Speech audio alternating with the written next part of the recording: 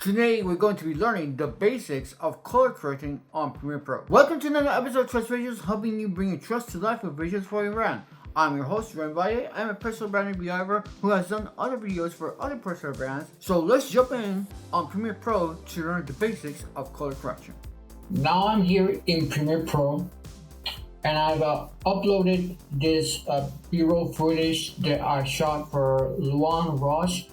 She has a personal brand and we did a collaboration about a year ago. I'll put a link in the description so you can see how that video turned out. If I might say so, it's the best video I have ever made for a personal brand, hands down, and it's my current record, and I hope that I make another video soon that is awesome as this one. Check the video below and you can follow her on her Instagram. I'll also put a link to that. We're going to drag this here on the timeline. I already uploaded my footage. As you can see here, I drag it to my timeline and we're going to go in the effects tab where it says lumetri color. If you don't see that, go here on window and make sure this effects is checked on. When you can see that, just go straight to lumetri color here. I'm going to click on it, and one of the first things I do is I make sure that the white balance is correct. Preferably you have the white balance, you already know how to use it. In most cameras, I'm going to show a screen here. This is a Canon camera. I'm just going to discuss what you will normally see in any camera. When you have this, which means auto white balance, which is pretty good, but there are some times that you want to fine tune it. So in most cameras or smartphones, you'll see at least these over here, from here to here. This means custom white balance, and this is another setting specifically for Canon cameras. I'm just going to keep it simple. I'm just going to discuss normally from here to here, which is what you will usually see on any camera. So this setting is for daylight. So when you're out and about shooting under daylight, as I'm doing here, you use this setting. This setting, as it implies, it's when you're in shadows or near around the house where there's a casting, some sort of like that, but it's still outside. This is when it's a cloudy day. This is when you're shooting under tungsten light, and this is when you're shooting on fluorescent lights. You're using some type of fluorescent light, and this is when you're using flash, but this is usually for flash photography. So I have seen many cameras just include these, or sometimes only these four. And for Canon cameras, depending on the camera, you use all these, but as I said, I'm going to keep it simple. So ideally, you will choose one of these settings before you start shooting. But if not, if you forget, there's also some ways to go around doing the color correction.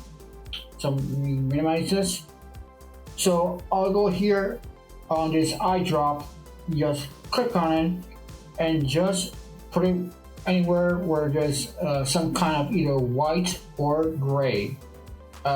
So here I have a very few options except for right here, which is obviously I know that it's white because of the sunlight and the overexposure.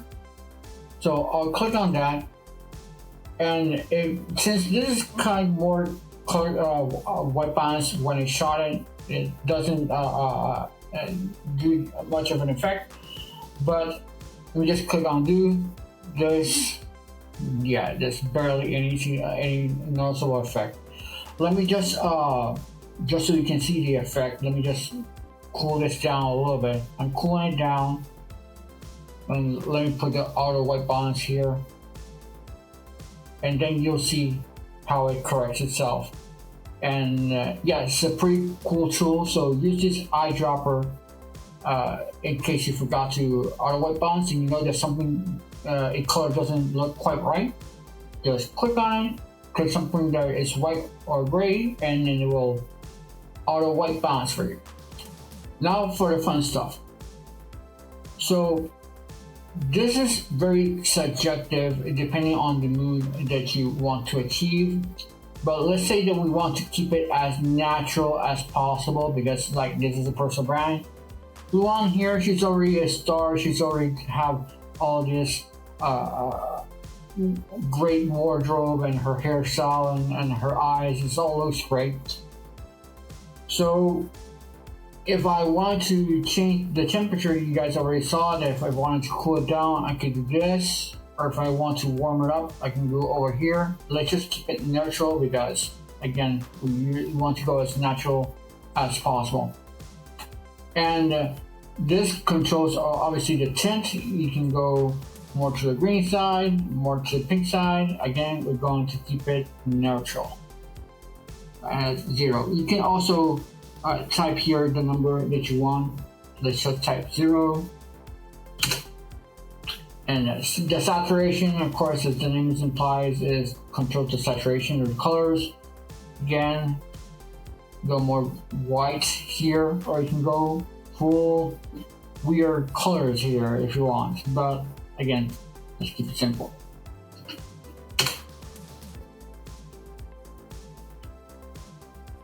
Now, right here, you can control the exposure, contrast, highlight, shadows, white, and blacks.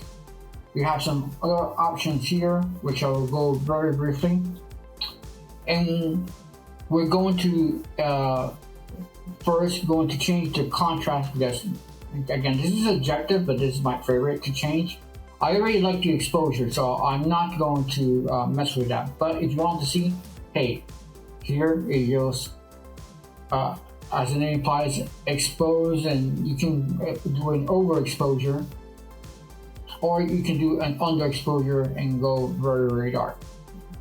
Keep it neutral. I like how it looks now, natural. So I'll always go for the contrast. I want to see more the blacks, more be more black and shadows, but you know, contrast. So let's use the contrast here. So if you want to increase the contrast, you just increase it here and it will go all the way down here. I don't want to overdo it. Let's just keep it simple around 31.5. And I'm going to decrease the shadows here.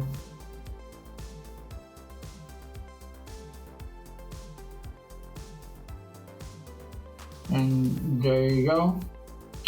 And the whites, if you want to want those whites here kind to pop out, you can increase it here, or if you want to decrease the whiteness, of course, you can go here.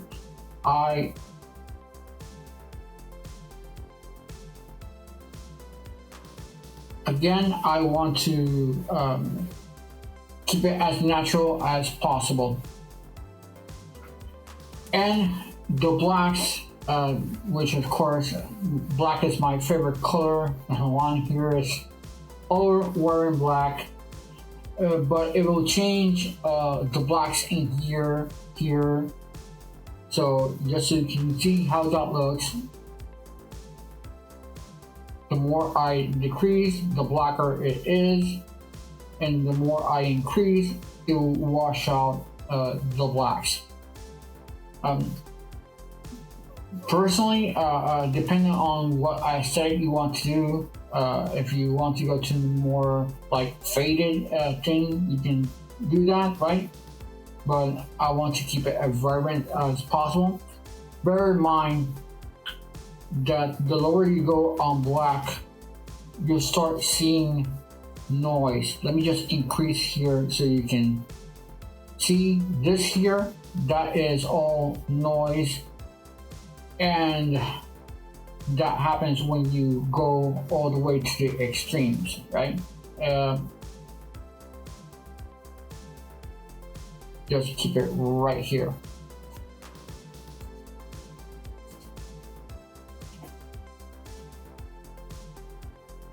So I'll just do just a little bit because there's already so much black here. So here in the create part, these are a lot of filters that are like presets.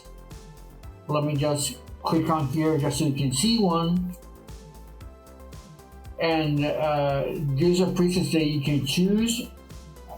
Of course, this preset I hated, but this is more meant for like if you want just to not do anything of what we just did right here.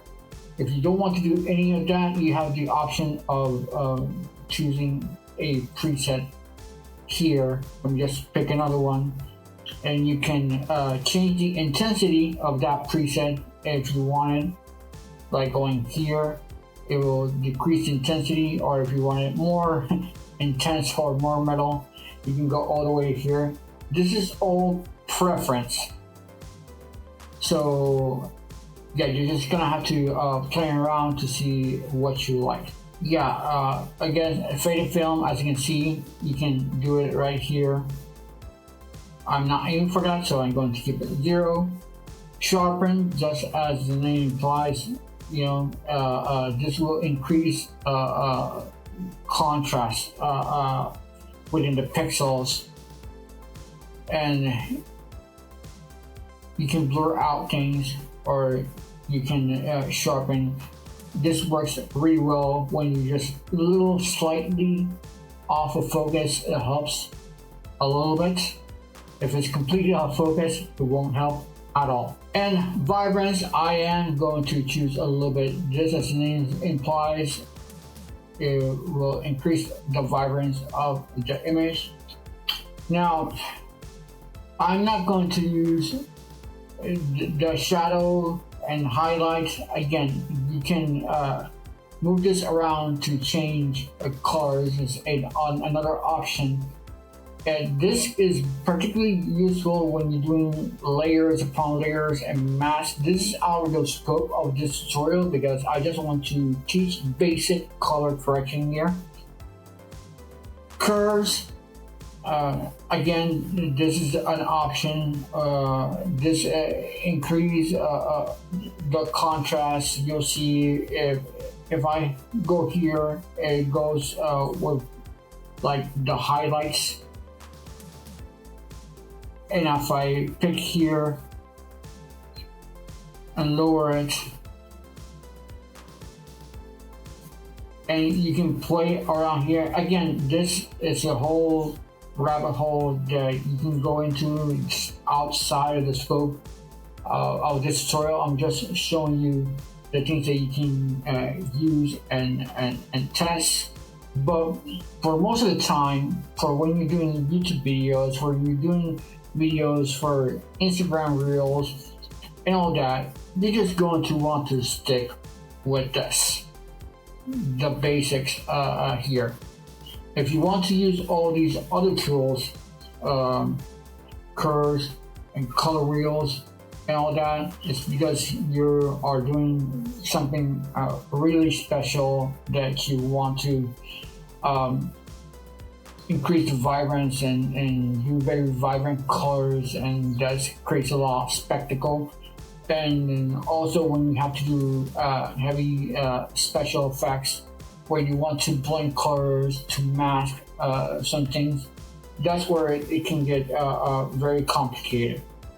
This LH secondary is like for changing colors or aiming to change specific or alternate specific colors. I won't change that. I will leave it at that here. But with this, you will be able to switch colors around if you want to experiment that. But again, since we're doing a personal brand, we're not doing a special effects movie here. I won't touch that. And finally, the one that I care about is vignette. That one I use a lot. I always want to use some vignetting here. I always want to use this effect here, just to like do the circle. You'll see how it increases the styles here, as a vignette is supposed to do, and will keep the subject right in the center. And I always, on this one, I always go to the extreme. I always say, yes, I want a lot of vignette. And you can change the midpoint and the roundness and the feather here, but I usually don't touch that. I use this here. Again, this is all subjective, all for your preferences. I just want to give you the basic overview of how it looks. And yeah, so now that I see it like this, and now that I'm taking a good look at it, I'm going to go back, and I think there's too many shadows, too much darkness. Already the line is as dark as it is, so I'm going to go ahead and decrease the contrast a little bit. And maybe here the whites increase it just a touch, and maybe let's see how the exposure looks if I just increase it just so, yeah, just a touch, right? Yeah, right there. So just by doing this basic correction here, we see a huge difference from before and after, right? And this is the final look of it. Again, if you want to watch the full video of how this turned out, the description is below. Go watch it. Now, on the next video, we're going to discuss how to have perfect skin tones. You don't want to look all bluish or greenish on your videos, so we're going to discuss how you can calibrate that. In the meantime, you can watch this other video that YouTube thinks that you should watch. So I'll see you next time, and remember to always enjoy the process in your journey.